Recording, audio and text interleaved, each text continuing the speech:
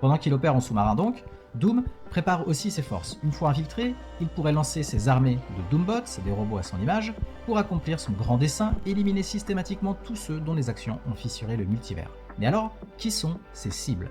Entre autres, plusieurs de nos Avengers favoris bien évidemment. Doctor Strange, toujours là quand il faut foutre le bordel avec le multivers, à lui seul, a provoqué au moins 2 incursions en jouant imprudemment avec les sortilèges dimensionnels, le sort foireux dans No Way Home, puis ses frasques avec le Darkhold dans Multiverse of Madness. Strange a littéralement mis le bazar dans la structure du multivers, il est donc en haut de la liste de Doom. Ensuite il y a Steve Rogers, bien évidemment.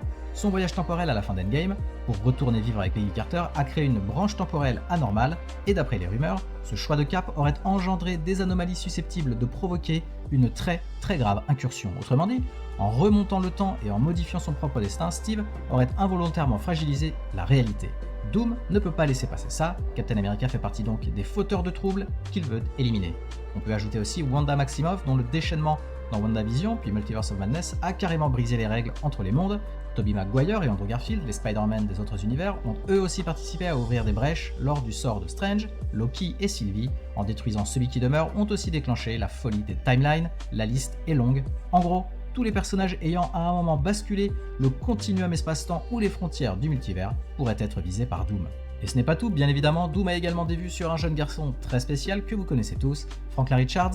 On l'a vu dans la scène post-générique des 4 Fantastiques. Fan de comics, vous connaissez le fils de Reed Richards, un mutant au pouvoir démentiel capable de remodeler la réalité et même de créer des univers entiers. Selon des rumeurs très insistantes, Doom voudrait exploiter les capacités de Franklin Richards pour régler le problème des incursions à sa manière. Peut-être envisage-t-il de créer un monde unique où tout le multivers serait fusionné et placé sous son contrôle absolu. Dans les comics Secret Wars de 2015, Doom devient justement le dieu d'un monde patchwork issu des ruines du multivers, vous le savez, vous avez compris et vous voyez venir l'idée, c'est absolument pareil. Pour résumer, Dr Doom, dans Doomsday, c'est pas un tyran classique avide de domination, c'est un homme en colère qui se pense investi d'une mission, empêcher l'effondrement total du multivers, quitte à en devenir le conquérant. Il voit les incursions comme une menace grave et se considère comme le héros capable de stopper ça. Ses connaissances scientifiques et mystiques en font un adversaire de calibre inédit pour les Avengers, et le synopsis officiel insiste d'ailleurs sur ce mélange de haute technologie et de magie occulte qui le rendrait si dangereux. Et en filigrane, on comprend que Doom veut prendre sa revanche aussi sur les entités comme Kang ou le TVA qui par le passé ont joué avec le destin de sa réalité et de toutes les réalités. Il est furieux contre celui qui demeure, d'avoir muselé son univers peut-être, et il veut prendre les rênes du destin pour gagner sa propre liberté. En gros, Doom arrive pour faire payer tout le monde.